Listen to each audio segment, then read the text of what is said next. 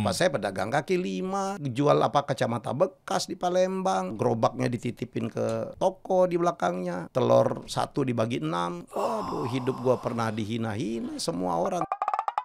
Kita kasih solusi. Waduh, Pak Helmy Yahya mampir juga. Ini guru saya, coach, pembawa acara favorit bapak saya, selalu saya bawa tuh. Tua banget gue loh, kurang ajar tuh. Dia muji tapi sebenarnya loh. Tapi gini Pak Helmy, yes, kalau berbicara mengenai bapak saya apa segala macam, artinya angkatan Pak Helmy kan banyak banget ya. Oh iya. Ya tanpa mengurangi rasa hormat buat para om-om yang saya hormati di luar sana gitu ya.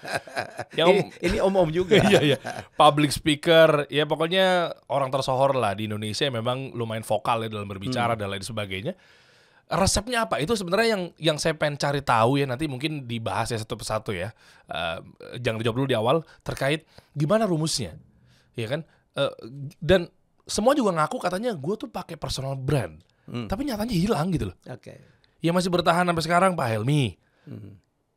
The one and only nggak sih? Kalau ada Pak Renat, Oke. Pak Biakto lumayan gitu-gitu. Oke. Ya. Oke, iya tapi kan yang memang ya public speaker ya. Itu dulu deh ya. Iya kan? Iya. Itu dia tuh kayak resepnya gimana, maksudnya sampai akhirnya sekarang masih bertahan bareng sama anak-anak muda, ada muncul di media, diomongin nama yang tua, diomongin nama yang muda.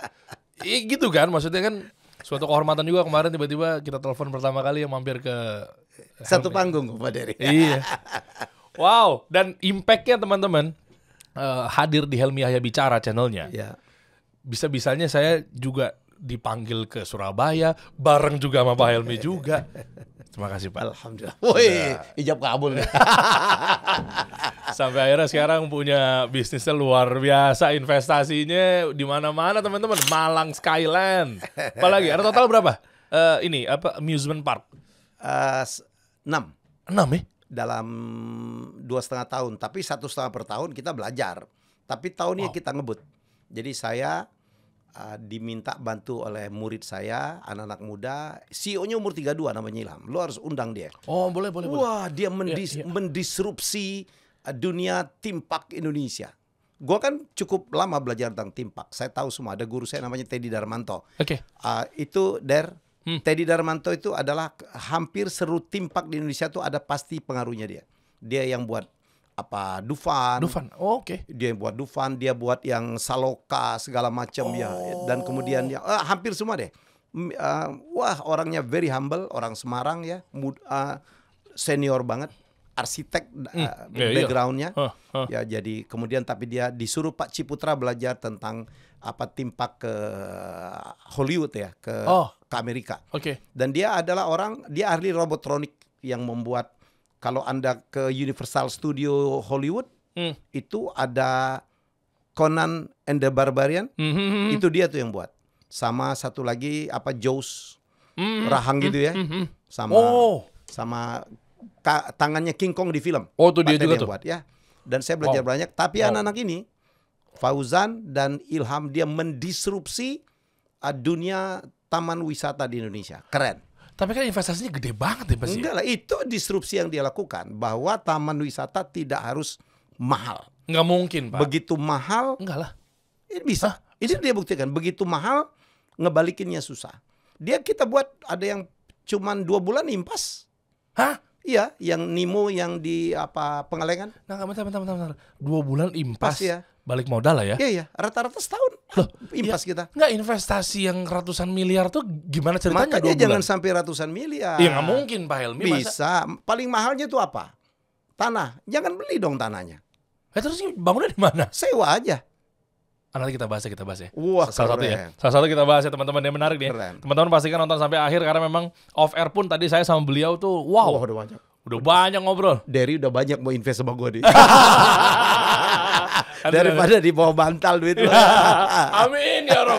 Nanti kita bahas ya. Iya. Oke, sebelum ke investasi sekarang bagaimana caranya kita nih sampai bertahan sampai sekarang kan ujung-ujungnya itu kan. Iya. Orang-orang percaya mungkin ya bisa bilang meletakkan uangnya misal Ya. di luar dari uang kapitalnya Pak Helmi ya. Percayakan barang sama Pak Helmi untuk bikin ini sesuatu A, B, C, D. Ya. Pasti kan kuncinya pertama kan pintu gerbangnya dari personal brand kan. Betul. Nah ini kalau memang kita nggak kuat personal brand, artinya di angkatannya Pak Helmi juga ya mungkin ya atas izin Allah ya juga udah mulai hilang Iya, apa segala iya, macam iya. kan. Itu dulu deh Pak. Gimana? Kuncinya Karena gimana sih? banyak orang termasuk yang umurnya di bawah saya, kepala 5, gue udah kepala 6 nih, 60 udah umur gue, itu terlambat merejuvenile personal brandnya. Tapi mereka kan juga kuat harusnya di saat itu. Cuma dia nggak lanjutin. Kuat, tapi dulu. Oh. Pinter, tapi dulu. Keren, tapi dulu. Ini saya bilang meremajakannya yang persoalan. Karena dunia sudah berubah. Oke. Bahwa pemimpin bisnis itu anak muda sekarang. Mereka lebih pintar dari orang tua seumuran saya. Dan saya tuh paham betul. Makanya saya begitu saya selesai di TVRI. TVRI kan tua banget tuh. Walaupun waktu saya pimpin kan masih cukup muda tuh ya. Dengan Liga Inggris dan Ya, segala macam. Saya diajak oleh beberapa orang untuk bikin YouTube. Di situ saya pikir kuncinya. YouTube itu untuk orang seumur saya kan barang langka tuh. Iya. Dan ternyata saya itu dianggap orang yang paling cepat gitu. Ya, Ralph Tampu Bolon bilang, Bang Helmi dari YouTube nih mereka ngasih acknowledge tuh. Katanya Bang Helmi itu adalah orang tua yang paling cepat naik. Saya 3 minggu udah silver play button. Ya, dan melaju sekarang lumayan lah 1,53 juta ya follower saya. Dan yang lucu subscriber saya, yang saya kaget 80% dari sub saya itu adalah anak-anak muda. Oh ya 80%. 80%. Gue tuh dominatif. Wah, bukan lagi itu. Dan yang seumur saya cuma 8%. Kan kita ada dashboard kan? Oh iya kelihatan. Ya, jadi menurut analitik. gue sih patut gue duga, kenapa cuma 8% orang seumur saya penggemar saya? 2 kemungkinannya. Satu, memang mereka nggak mau belajar. Apaan sih Helmi Yahya? Kita udah tahu. Nomor 2, nggak ngerti buka YouTube tuh orang. Iya juga. Oh iya, nggak ngerti. Mereka tidak bermedsos. Iya lagi. Jadi saya terus terang begitu saya keluar dari TVRI, saya bikin seminar, nulis buku, bikin YouTube. Kemudian tim saya, Pak Helmi harus punya TikTok tuh. Gue bilang TikTok gila. Bayangan kita waktu itu TikTok kan joget-joget tuh. Iya, betul. Ternyata tidak. TikTok itu sekarang wah luar biasa. Bisa jualan, bisa memberikan inspirasi. Saya banyak digemari oleh anak muda justru karena melihat TikTok saya, lihat IG saya, IG posting. IG saya khusus lah. Jadi menurut saya itu yang membuat saya akhirnya kemana-mana. Saya bikin CEO Mastermind ya dengan Mas Bowi, dengan Gita Wirjawan, dengan Sandiaga Uno, kan junior saya. Kita sama-sama tamatan Amerika. Ya jadi ngomong tuh nyambung. Kita bikin, alhamdulillah nih, CEO Mastermind udah masuk batch 9 nih. 9 nih. Ya bulan ini akan menjadi batch 9. Oke, saya ikut kalau gitu yang ini. Iya dong. Iya dong, harus dong. Teman-teman saya udah pada ikut semua kemarin. Saya karena sibuk aja kemarin. Ilmunya mungkin lo udah punya semua, tapi kan networknya. Oh itu yang mahal. Karena alumni kita 1000 lebih deh. Wow, itu tahu. Jadi kita saling terkoneksi, hidup itu terkoneksi. Jadi menurut saya itu. Jadi saya di seminar itu kita sharing nih. Saya tuh sharing simpel aja. Lu kalau mau dapat investasi gini loh caranya komunikasi. Ya. Itu kan mahal, bukan cuma mahal lah. Kan tadi katanya kan ilmunya udah punya semua. Itu aja saya belum punya. Iya, kan itu yang gue bilangin ya. Jadi kalau kita ngomong personal branding termasuk cara komunikasi. Kita kasus kayak Bima itu, anak Lampung. Tahu.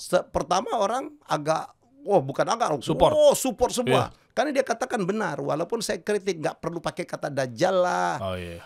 Tapi mereka bilang tuh, kalau dia nggak pakai gitu Pak Helmi, nggak mungkin dia viral. Saya bilang banyak cara untuk memviralkan diri tanpa harus kehilangan kesopanan kepada orang tua. You know. Asal ngerti ilmunya. That's credibility. Iya kan? Jadi saya bilang kayak Raffi, kayak siapapun, ada banyak orang nobody gitu. Tante Korla aja bisa nembus ya kan? Nggak harus ngomong yang kado. Iya dong, kalau Anda bilang bahwa harus pakai kalimat gitu nggak. Dan orang banyak yang bela memang ya Pak Jokowi sampai turun, tetapi begitu dia bicara sesuatu yang tidak patut kepada Bu Mega tentang Jokowi, saya bilang ini anak offside. Yang bawa Bung Karno juga kan? Lah iyalah. Parah sih. Bim, aduh umur lu masih panjang, Masih panjang, apa? Oke, lo pintar. Yang lebih pintar dari kita banyak, tau nggak? Dan lo belum membuktikan. Boleh. Yang lu bilangin mungkin benar ya kritiknya, tapi sampaikan dengan cara yang baik. Ini ilmu komunikasi nih. Walaupun kita omongin benar, tapi kalau deliverynya salah, nggak bisa. Gue bisa nggak nasihat lu dengan marah-marah gebrak meja? Lu pasti nggak terima kan? Oh, iya. Yang gue bilangin bener. Iya. Gitu. Jadi inilah banyak hal. Gue ngajarin itu aja tuh di CEO Mastermind. Bagaimana mencari partner. Kemarin gue bikin konten cukup meledak. Jangan berpartner dengan orang yang nggak modal. Itu prinsip. Itu kan jadinya kontroversi Pak Helmy, rame lah pasti. Sangat. Ya terus Dan banyak Pak Helmy gue gini. itu benar ternyata ya? Iya. Jadi walaupun dia jago, punya keahlian apa gitu, punya network apa, orang kalau nggak nyetor tuh sekecil apapun, nothing tulus dia. Iya, betul. Lo tau nothing tulus? Nggak ada yang tulus di dunia ini. Jadi lo harus cetar.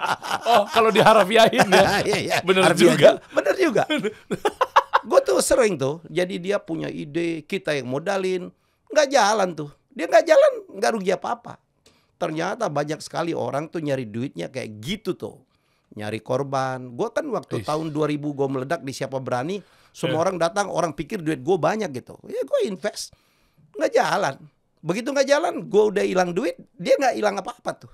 Loh yang pada viral-viral di TV-TV juga apa segala macam itu? Iya, termasuk salah satunya? Yang mana yang... Uang kaget?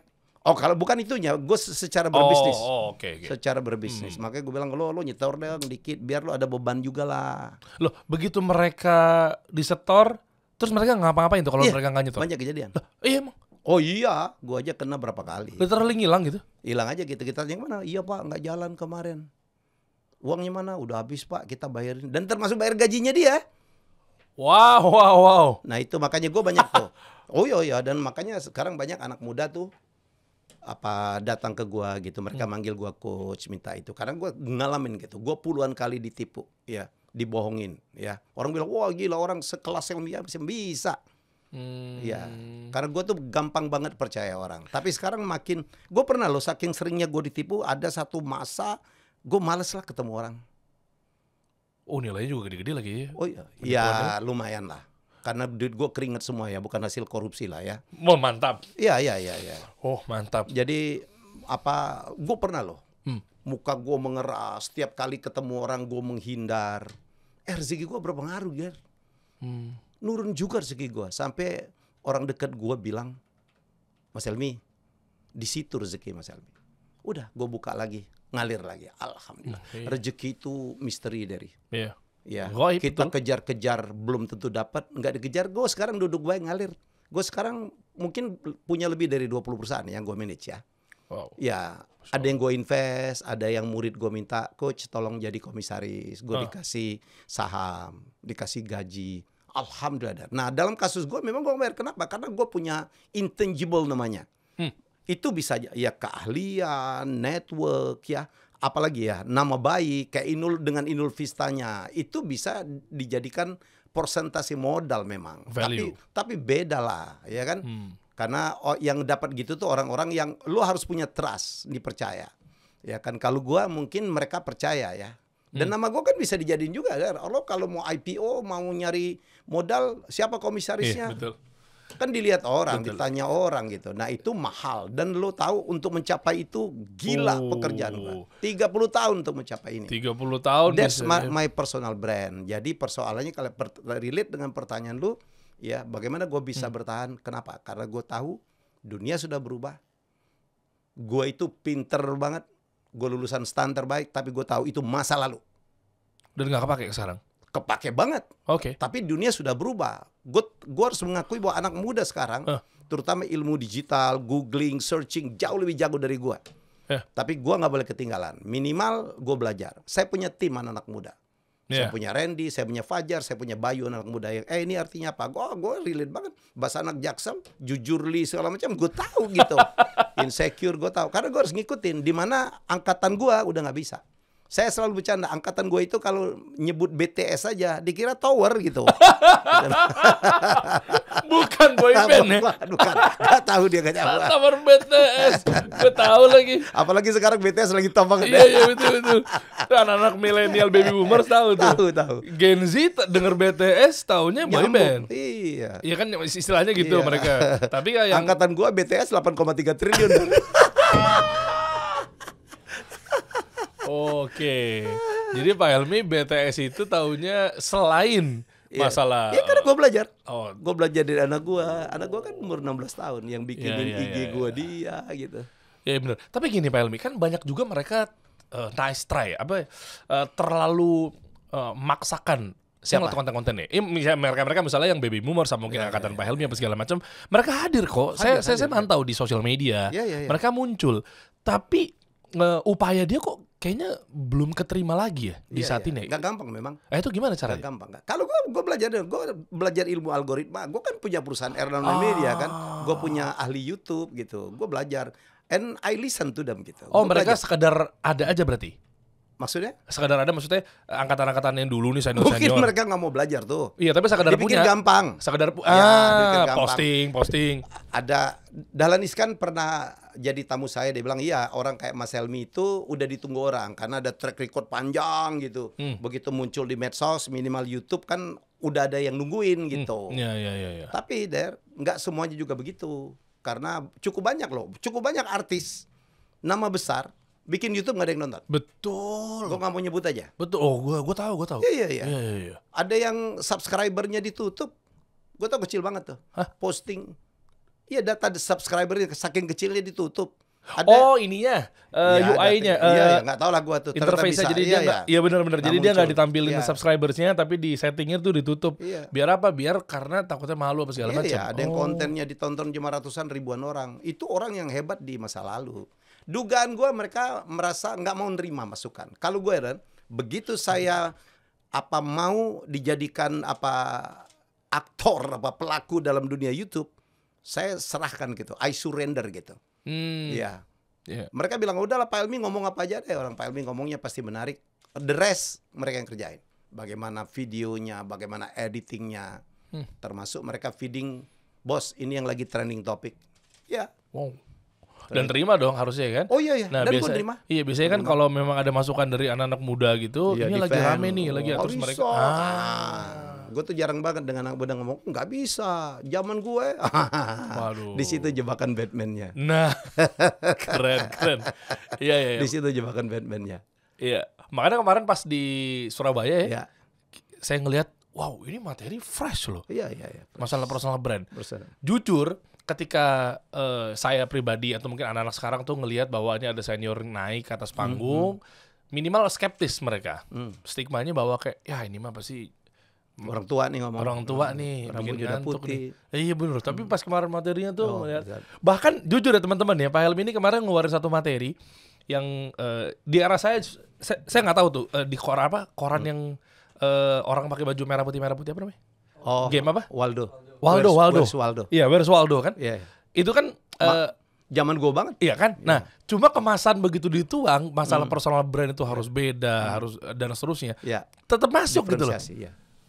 Ya. Mungkin kalau yang nggak paham, taunya materinya cuma ya udah nih kamu harus beda, kamu harus unik gitu doang. Tapi nggak ada studi kasus yang dibawa ya. Ya. Oke. Gue juga kaget kan waktu Surabaya. Terima kasih untuk teman-teman TDA wilayah Ya. Jawa Timur Surabaya yang ngundang saya gitu. Gila. DM-nya ya yang meretweet, ngucapin terima kasih. Itu ratusan ya. Saya repost lah ya. Mereka ke DM semua. Saya bilang, wow, sedemikian impactful. Itu yang membahagiakan kita sebagai seorang public speaker. Merasa itu ilmu baru. Ya Allah, ini ilmu lama banget gitu. Jadi kita tuh selalu senang untuk mendeliver. Dan materi gue nggak itu aja. Gue ngomong tentang banyak hal, tentang bahwa attitude di atas semuanya. Oh, itu materi keren. Ya. Iya. Bahwa lu pinter aja nggak cukup, skill aja nggak cukup, lu harus punya mindset dan punya attitude. Makanya gue bilang dalam abjad itu, makanya A itu datangnya lebih dulu daripada B. Oke. Ya, Oke. jadi B itu brain atau attitude. Lu nggak ada gunanya. Di Indonesia banyak banget orang brainnya gila hebat banget, lulusan terbaik, sekolah terbaik, tetapi kenapa mereka tidak bisa sukses? Attitude. Nggak sopan, kurang humble, tidak disiplin. Ya kan, Iya. bukan team player. Iya. Ya. Betul. Ya kemarin juga contohnya kan studi kasus yang dibawain sama Pak Helmi kan mengenai Raffi Ahmad ya. Ya. Raffi Ahmad itu jadi kemarin jujur teman-teman saya jadi ke trigger bahwa oh ya Raffi aja sekelas itu aja. Ya. Humble banget. Oh, oke. Raffi kan orang udah tahu dia kuliah juga kagak. Modalnya senyum, SMA ya? bos, iya nunduk. cuma tamat SMA, tapi he is one of the best, kebanggaan kita. Masya Allah. Ya kan? Iya, iya. Jadi menurut saya, wow, saya sih mengidolakan perusahaan dia 3 triliun, bayangin Valuasinya? valuasinya. Wow. Nah ini, artinya gini, berarti nggak perlu mahal ya Apa aja? bangun personal brand? Nggak. Modal butuh nggak? Bisa ya, bisa enggak. Kan gue bilang, unsurnya personal branding itu, satu adalah achievement, sekolah di mana, dapat penghargaan apa. Tapi kan ada lagi personal appearance lo. Iya. Ya kan, ada lagi apa ya, skill. Ada skill, keahlian lu bidang apa, kayak Derry punya keahlian ya, keren. Tapi yang paling utuh itu, yang paling hebat itu, ingredient yang paling dibutuhkan tuh attitude. Nggak ada gunanya lu pinter, lu keren, lu cakep, lu ahli, ya, kalau attitude lo minus. Oke. Di kita kan banyak orang yang pinter banget nggak bisa manggung tuh. Oh banyak. Iya. Banyak. Kita kalau kita bedah Raffi nih ya, sorry ya penggemar Raffi, tapi kita lihat tuh, cakep iyalah, nyanyi biasa, acting biasa men, lucu, banyak yang lebih lucu. Iya, oke. Lo ya dong, Iya. ya dong. Iya, Raffi. iya. Tapi kenapa? Kenapa dia ada mulu ya? Kenapa dia atas dari semua orang? Itu yang kita harus belajar. Oke. Iya. Oh, Raffi tuh gila. Kita WA jawab. Kalaupun dia sibuk minimal pakai voice note. That's Raffi Ahmad. Masya Allah. Iya. Iya. Idenya banyak. Orang yang punya ide lebih gila dari Raffi banyak. Banyak. Tapi kenapa idenya Raffi dibeli orang? Karena dia artinya jago presentasi, jago meyakinkan investor, Iya. jago meyakinkan partner. Keren. Dan bisa kemana-mana juga ya? Bisa kemana-mana. Ya Raffi Ahmad jadinya nggak cuma sekedar di aktor gitu ya, tapi Iya, dia juga jadi bisa dia bisnis, memang bisa harus kemana-mana. Kalau nggak dia habis. Saya tuh belajar dari Oh, oke. dari satu ilmu ya, bahwa cukup belajar dari Ahmad Dhani deh. Ahmad Dhani yang pernah ngomong sama gua. Dulu kan dia top banget. Setiap tahun dia cuman harus keluarin 1 hits doang tuh. Ya. Untuk Virgin, untuk Dewa, untuk Duo Maya. That's it. Udah. Show dia akan penuh. Cukup 1 doang. Lu nggak boleh ada 1 masa, 1 tahun, 1 dekade lu tidak berkarya. Itu analoginya sama nggak? Seperti sekarang sosial media Iya, gara-gara sosial media itu. juga nggak konsisten, tetap konsisten terus. Lu berkarya. Lu harus punya, harus apa lagi. Itu yang dilakukan oleh orang-orang hebat di dalam dunia medsos. Jadi Gita Wirjawan bilang nih, dunia ini rusak setelah ditemukan tombol like dan share. Nah, itu aja yang bikin rusak. Oh, iya bener. Sejak itu orang mengejar like dan share. Iya. Like dan Jadinya share. ya maaf ya, konten sampah juga naik. Naik. Gitu loh. Ya saya nggak mau naikin konten sampah. Walaupun yang nonton saya mungkin 1/10, 1/1, I don't care. Gua nggak ada guna juga yang nonton konten gua sampai juta-jutaan, tetapi itu bukan market gua gitu. Iya. Kadang-kadang gua konten gua ada yang nonton cuma 20.000, tapi ada juga bisa kemarin Dahlan Mahfud 2,1, Dr. Aisyah Dahlan udah 1,6 juta gitu. Nggak ada gunanya. Tapi saya tahu tuh, saya senang banget keliling manapun, sampai gua ke Kanada, ke Uzbek kemarin, ke Bangkok. Wah, anak-anak muda tuh foto sama gua. Iya. Coba gini Pak Helmy, ngomong personal brand, tadi foto di mana-mana dan seterusnya gitu ya. Ini kan ada juga orang sebagian berpikir bahwa disandingkannya sama flexing atau Nggak harus. sombong. Nggak harus. Nah itu gini, ada juga yang nanya saya, ini jujur begitu tahu Pak Helmy mau saya undang, ada yang nitip pertanyaan apa segala macam ya, teman-teman terdekat maupun yang di luar circle apa segala macam bilangnya gini, Pak Helmy ini kan bagus banget ya materi tentang personal branding dan seterusnya. Cuma mereka tuh takut memulai gara-gara bukannya personal branding itu deketan sama sombong ya, ria dan seterusnya. Gue takutnya ketika gue ngonten, ketika gue tampil ke publik, gue nggak bisa jaga perasaannya sehingga ujung-ujungnya ria yang muncul. Nah, gimana cara bedakan antara, karena yang flexing, ya maaf ya rame lah, Indra Kents, Doni Salmanan dan seterusnya ya. Itu kan jadinya kan kecapnya begitu dan mirip-mirip. Fair juga mungkin mereka bilang bahwa kayak, ya gue juga bangun personal brand. Nah gimana cara bedain itu Pak? Lo mau dicitrakan brand apa? That's the brand. Lo apakah lo mau jadi orang wah yang sukses, yang gila-gilaan gitu, yang bisa beli Rolls Royce cuman 1 malam doang, beli Tesla cuman tengah malam gitu. Habis itu kan udah kan. Dan itu bukan personal brand. Personal brand, tapi personal brand yang model itu. Dan dari personal brand itu tidak boleh fake, harus original, harus organik. Wah ini kuncinya nih. Nggak boleh munafik lo. Ya. Kalau ketahuan abis loh. Hmm. Saya dibilang kalau apakah personal branding real sama flexing, gua anti teorinya. Lu tidak akan pernah gua bisa ngonten, gua beli rumah yang baru, beli jam tangan Rolex yang baru atau Richard Mille, nothing. Atau gua beli mobil apa gitu, enggak lah. Enggak. Jadi enggak ada. Anda tidak akan mungkin. Beberapa selebriti gitu, termasuk Atta Halilintar datang ke rumah gue. Yang dia ada punya satu video yang nunjukin rumah ya kan? Iya, gue bilang, Atta, lu tahu nggak harta gue di mana? Gue bawa kemana tau nggak? Perpustakaan gue. Nah, ini lah harta gue yang paling mahal nih. Gue bilang ini miliaran duit gue datang dari sini nih, buku-buku gitu. Ya. Sule juga pernah, gue nggak pernah gitu, gitu. Ya jadi menurut saya no, gue nggak pernah dari dulu. Gue nggak pernah membiarkan rumah saya menjadi konten. Meskipun ada yang nawarin teman dekat apa segala macam. Banyak ya. Enggak lah. Banyak orang susah lah, ya kan. Oh ini justru jadi inspirasi mereka supaya mengejar kesuksesan. Itulah yang membuat Indonesia ini rusak. Karena rata-rata kena korban pinjol di mana? Kenapa? Karena pengen cepat kaya. Oh, I see. Ini saya baru kepikir ke situ. Iya dong, pengen cepat kaya gitu. Itu proses, men. Lu jangan ngeliat gue hidup gue susah banget. Gue tuh hidup gue susah banget. Susah apa Pak dulu, Pak? Banget lah. Kalau waktu kecil orang udah tahu lah. Bapak saya pedagang kaki lima, jual kacamata bekas di Palembang. Oh ini trotoar itu ya? Trotoar lah. Gerobaknya dititipin ke toko di belakangnya. Telur 1 dibagi 6. Waduh, hidup gua pernah dihina-hina semua orang. Sepatu gua jebol.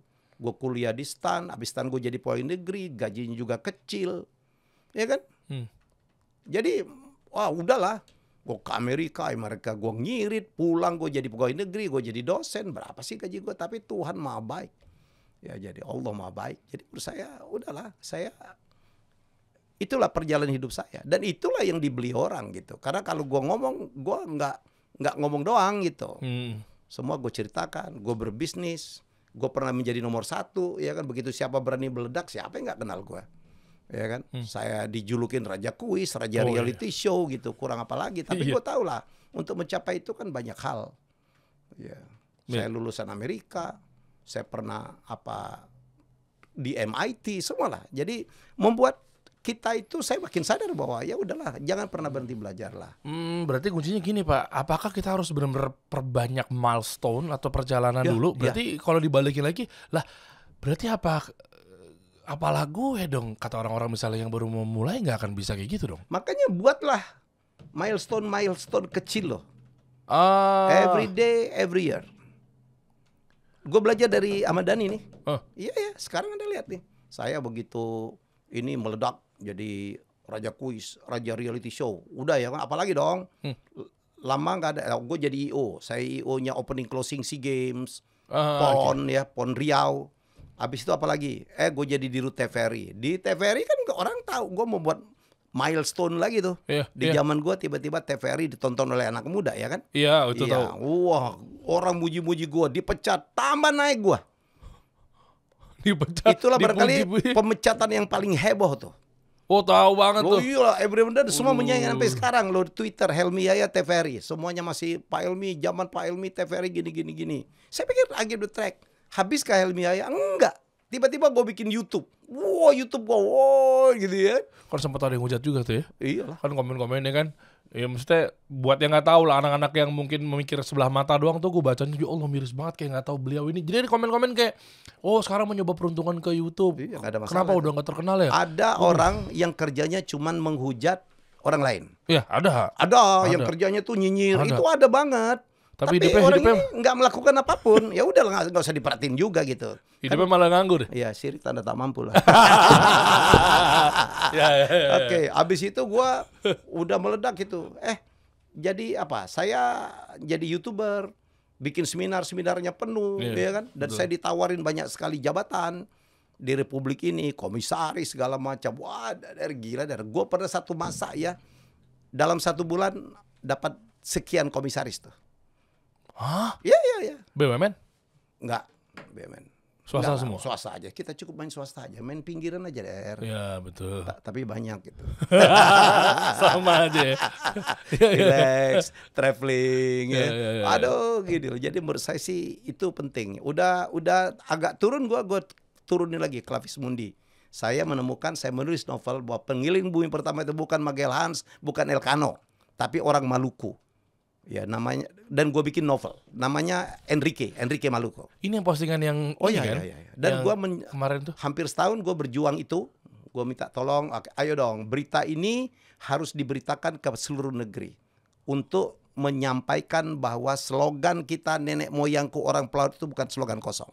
Kita pelaut hebat di masa lalu dan kita punya hero yang selama ini ditutupin oleh Eropa. Oh iyalah. Lo tau gak, di tengah perjuangan gue kayak gitu, gue minta itu tolong dong CS BUMN beliin buku gue gitu ya, untuk kita sebarkan seluruh Indonesia. Gue kasih diskon gede.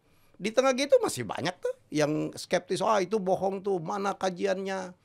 Gue bilang, sejarah itu adalah masalah hipotesis. Ini bukti gue nih, buku-bukunya kita research. Tim saya research, sampai ke Portugis, sampai ke Spanyol. Gue sampai ke Amerika, ini research. Nah ini dibukti. Jadi dari beberapa yang survivor yang selamat dari ekspedisi itu mengatakan memang ada orang bernama Enrique, orang Maluku, yang menjadi penunjuk jalan Magellan untuk mencari Maluku. Magellan tidak finish kan? Di Filipina dia mati. Tapi barengan sama Enrique-nya nih, Magellan. Enrique itu asistennya Magellan. Iya, oke. Nah cuma Iya dong. lo kirain sampai selesai semua, sampai bareng sama Enrique tuh ada Magellan juga. Meninggal duluan. Magellan kan nggak finish. Karena dia kan Magellan itu kan kalau Asianya kan sampai di Melaka, di Melaka. Jadi dia ke Maluku aja belum nyampe. Gimana bisa 360 derajat? Tapi ekspedisinya yang dilanjutkan oleh Elcano finish there. Sampai ke Maluku dan balik lagi ke Spanyol. Tapi orang lupa tuh. Ada seorang Maluku, dia lahir di Maluku, umur 10 tahunan dia ke Demak, ke Palembang, ke Melaka, Malaysia. Ke Melaka, diculik oleh Magellan, diambil, anak ini bisa gue pakai nih untuk meyakinkan sponsor. Kenapa? Karena dia jago bahasa dan dia tahu jalan ke Maluku. Bagaimana bisa anak kecil, ya pemuda gitu, remaja gitu bisa dari Maluku sampai ke Melaka. Dia ambil Der, dan dia jangan lupa Der, begitu ekspedisi ini sampai ke Filipina aja. Kalau kita ngitung ini orang lahir di Maluku, Enrique ini udah 365 derajat dong. Oh nangkep, iya. Lu nggak perlu challenge apakah dia balik lagi ke Maluku atau tidak. Oh itu udah keukur gitu 360. Iya. Oh. Ini lagi kita berdebat dan orang-orang Eropa udah ngaku ada sineas dari Spanyol bikin film animasi judulnya Magellan dan Elcano. Ada satu dialog, Enrique will bring you home. Oh, ada orang Indonesia nggak percaya itu, gue bilang lu gila. Kalau lu punya fakta lain, sejarah itu masalah hipotesis. Gue menemukan ini nih. Kalau lu menemukan sesuatu yang bisa membantah ini, lu menang, gitu loh. Jangan tapi nyatanya mereka nggak bisa bantah. Ada yang ngomong kemarin gue hajar, gue mah emosional banget. Gue udah posting, gue lagi di Tidore gue diterima oleh Wapres tiba-tiba salam hormat untuk Pak Kiai. Dia baca novel gue 600 halaman. Ajib. Dan dia sekarang menyuruh gue untuk menulis satu kerajaan lagi. Dia percaya dan saya bilang, Pak, tolong Pak, ini kita sebarkan ke seluruh Indonesia Pak, untuk menghargai tim saya. Iya Pak Helmi. Gitu loh. Ada satu orang gue posting itu, kami dengar katanya di Spanyol, di Portugis dipertanyakan tuh, masih kontroversi. Bilang lu jangan ngomong kalimat-kalimat dalam permukaan gitu. Lu tunjukin bukti lu apa, kita adu data. Diem tuh. Iya dong. Orang Indonesia ini kadang-kadang merendahkan dirinya sendiri. Betul. Baru mau ngomong. Gila loh. Coba deh, ini kesimpulannya kalau gue dengar ceritanya beliau nih teman-teman nih. Itu ada dari tanah air kita. Data-data juga yang ngomong bukan orang sembarangan. Mohon maaf ya Pak Helmi gitu yang ngomong. Artinya kan nggak mungkin dong. Dan based on research. Nah, dan juga nggak mungkin mencoreng nama baiknya sendiri gitu Pak Helmi kan, logikanya kan masa berbohong. Terus orang Indonesia nggak percaya. Lah, gimana sampai nggak bisa ngomong? Kan ini tinggal didukung ya. Harusnya justru kita ini dukung gitu loh. Ada Pak Habibie puluhan tahun lalu bikin pesawat dikatain. Itu yang terjadi. Makanya barang-barang kita dicuri oleh Malaysia. Iya kan? Yeah. Marah kalau dicuri. Tapi lu nggak rawat. Wah, jelek. Songket tuh terakhir. Songket kan didaftarin Malaysia duluan tuh. Iya, tahu beritanya. Tiba-tiba, Kando, Songket kan punya kita, Palembang. Mama lu Kando ini ceritanya. Kau juga gak jago. Lah iya dong. Emang harus butuh Batik banyak gitu. pahilmi lainnya nih. Batik misalnya ya. Itu udah kan umum didaftarin banget dulu tuh. sama Iya. sana. Kita marah. Lu gak jaga. Batik, pantun, pencak silat. Rendang juga gak sih? Hah? Sempet rendang. Rendang ya sempat dia. Iya kan? Iya. Orang Indonesia Malaysia itu sama dari. Ya. Nah kita tuh nggak ahli gitu-gitu tuh. Kita kan nggak ahli branding. Ini branding nih branding. Nah, betul. Ahli branding. Betul, baru mau ngomong. Ahli branding. Kita harus branding. Kan ingat di seminar gua kalau ingat. Kalau lu nggak branding diri lu, orang lain akan nggak branding lu. Itu. Terserah dia. Karena branding itu masalah persepsi. Iya, betul. Ini Kita harus keren. klaim. Makanya waktu kemarin di seminarnya Pak Helmi kan saya nonton tuh paling depan gitu ya. Ada Pak Dahlan Iskan juga dan seterusnya gitu kan, kita bilang bahwa wah ini keren banget. Akhirnya Pak Helmi bilang ada kalau tahu saya kira-kira Anda Iya tentang saya. persepsinya apa? Kayak gitu kan? Iya. Iya benar juga ya, kalau kita nggak nge-brand mulai dari sekarang, nggak nge-branding, ya udah nanti orang lain yang nge-brand. Brand. Nah jadi kita harus mengarahkan orang supaya mempersepsikan tentang kita itu seperti yang kita mau. Oke. Iya. Oke. Dan ini udah terbukti juga berapa berkarya Pak Helmi? Berapa tahun? Di dunia entertainment 30-an lah ya. 30-an ya. Tahun. Wow. Sampai akhirnya sekarang bisnis juga banyak juga bisnisnya. Alhamdulillah. Karena itu keberanian orang kan percaya dengan karya gua, orang percaya dengan karakter kita. Kita nggak bohongin orang, kita nggak nipu orang, kita nggak korup. Total berapa itu? Berarti yang paling besar sekarang saat ini untuk kalau ngomongin holding deh, let's say. Pasti Pak Helmi kan ada holdingin lah. Ya kan, atau mungkin balik lagi ke perusahaannya itu, yang paling gede sekarang paling penghasilan itu dari mana? Backbone-nya lah. Saat Banyak ini. lah ya, banyak. Kucing gede-gede itu Pak banyak gitu. Banyak ya? Banyak. Nah ini gimana ceritanya bisa sampai ada tadi ya theme park dan seterusnya? Iya. Tiba-tiba mereka itu juga datang. gede juga ya? Iya. Kecil-kecil aja. Tapi dalam dunia bisnis itu, lu nggak perlu untung besar. Tapi kali sering kali banyak gitu aja. Sama.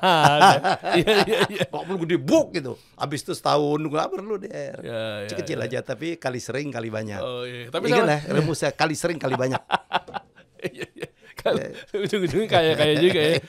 Tapi saya penasaran Pak Helmi. Ujungnya kaya juga. Caranya gimana? Tadi kan sempat kita singgung di awal.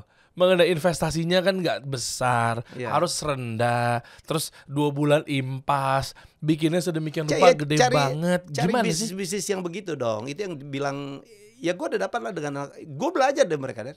Nah tapi belajar juga dong dari. Oh ya, jadi saling belajar lah. Bukan maksudnya belajar juga dari keadaan yang kemarin sempat pandemi. Kalau bikin bisnis seperti itu kan bisa juga jadi nggak laku gara-gara. Sekarang udah keluar pandemi, orang euforia, semuanya mau ke tempat wisata. Dan tempat wisatanya kayak apa? Sebelum pandemi dengan setelah pandemi beda.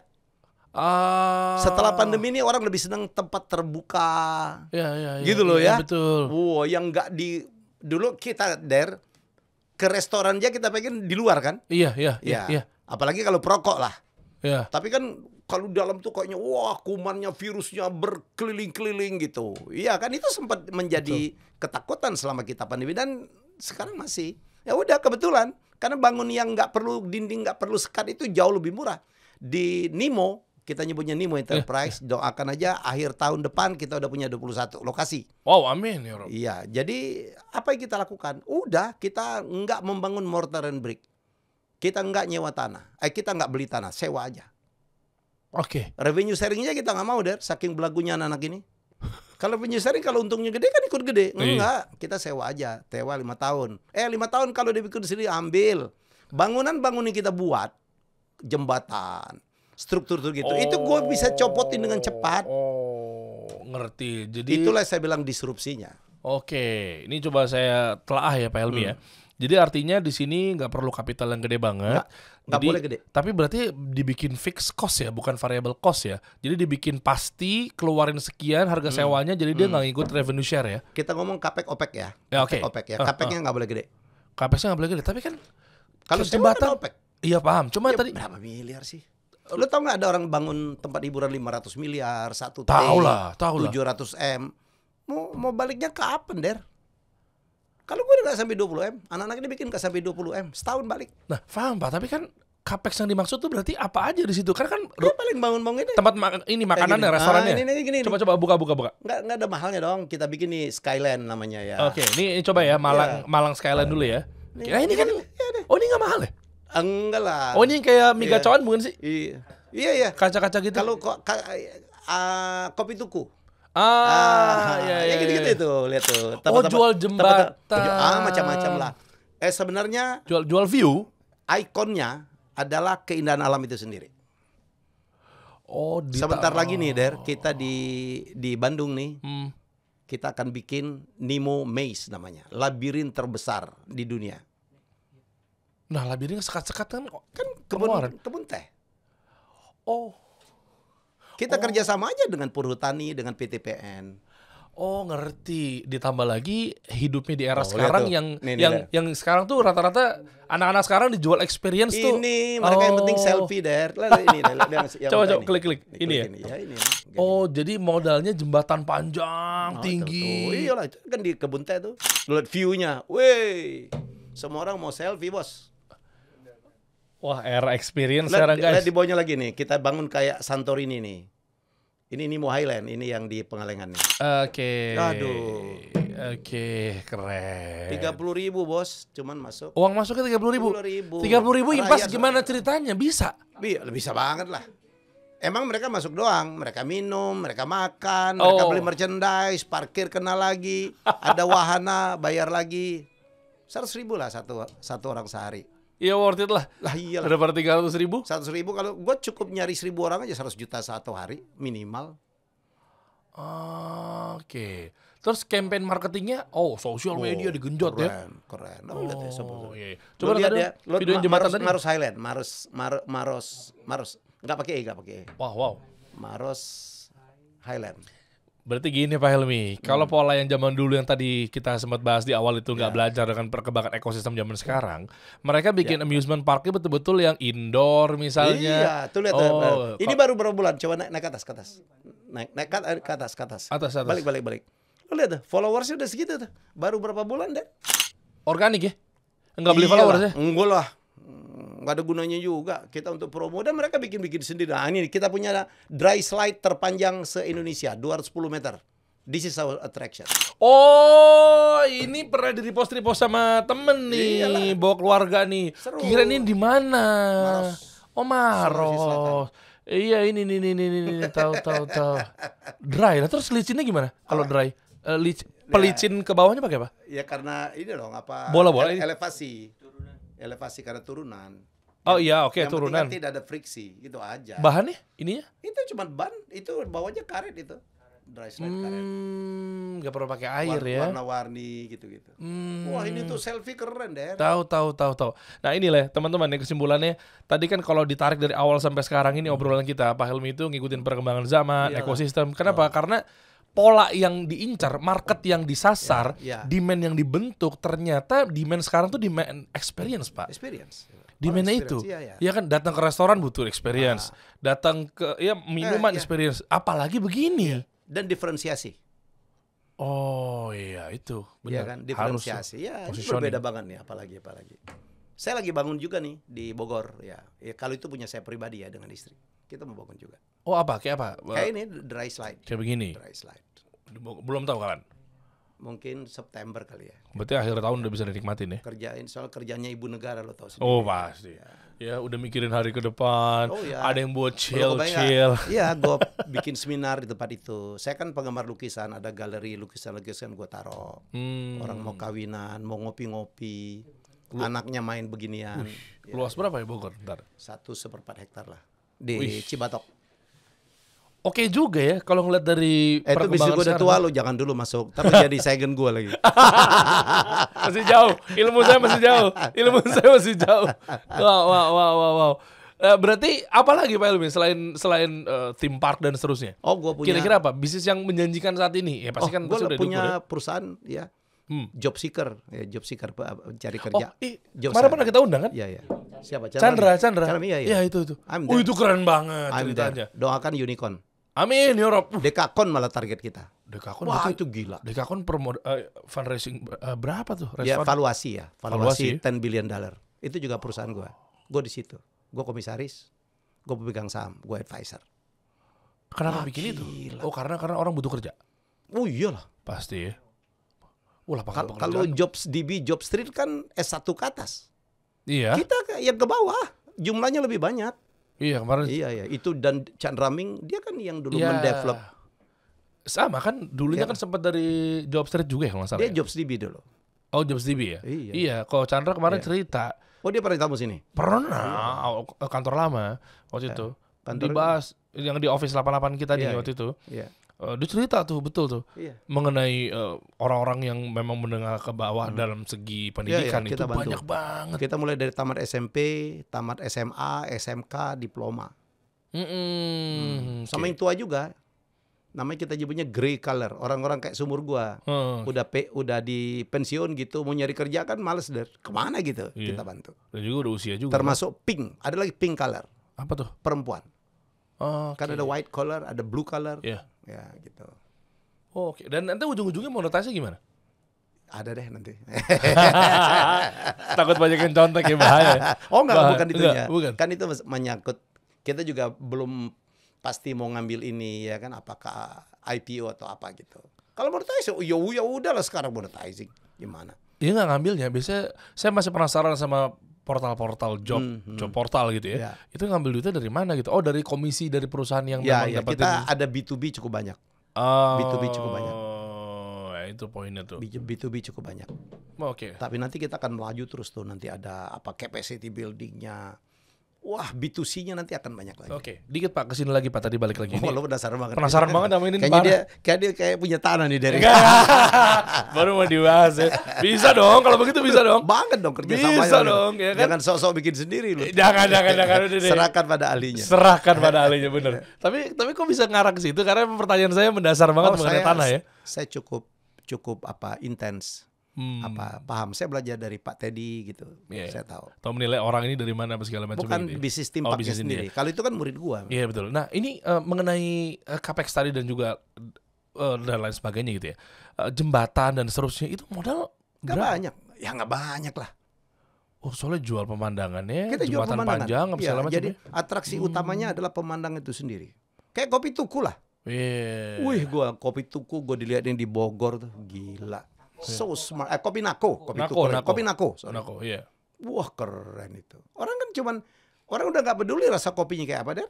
Ya, udah enggak. Pemandangan, suasana, ngobrol ya. Iya. Bener nggak berarti ya kemarin Pak Bi pernah mampir juga di sini, katanya sekarang udah nggak lagi ngomongin produknya, tapi udah ngomonginnya bener-bener kalau beli jadi siapa, beli Iya, dapat iya. apa. Emosinya. Iya. Emosi. Produk sekarang is not only about content. Iya. Tapi you have to put emotion gitu, emosinya, narasinya, storytellingnya. Wih, gua kemarin kesana keren loh. Kopi enak apa enggak? Kopi mah kopi relatif lah. Iya kan? Iya betul. Iyalah. Betul. Kedepannya berarti fokusnya di situ ya Pak ya? Ada lagi macam-macam. Masya Allah, ngeri. Saya memanfaatkan sedikit pengetahuan, pengalaman saya sama network saya, nama saya gitu, yang alhamdulillah baik gitu. Ya. Untuk membantu anak muda. Termasuk saya berusaha untuk juga membantu Republik ini. Wah, Masya dengan Allah. cara saya. Caranya gimana? 2024 dong?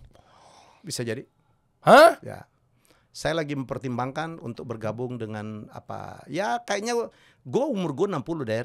Kadang-kadang saya udah bilang ya, mungkin ini hidup kita ini sangat dipengaruhi oleh proses-proses politik. Ya. Kan gue udah bilang tadi di offer.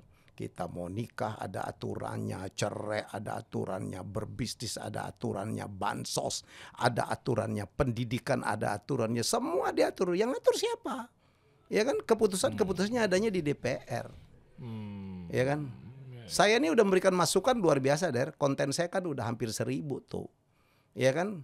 Gue nggak tahu tuh didengar orang apa enggak tuh. Tapi masyarakat dengar. Tapi pengambilan keputusan enggak nih. Ya udah, mungkin menarik juga gitu kalau kita ada di dalam ya. Kenapa? Karena kehidupan Indonesia ditentukan oleh partai politik.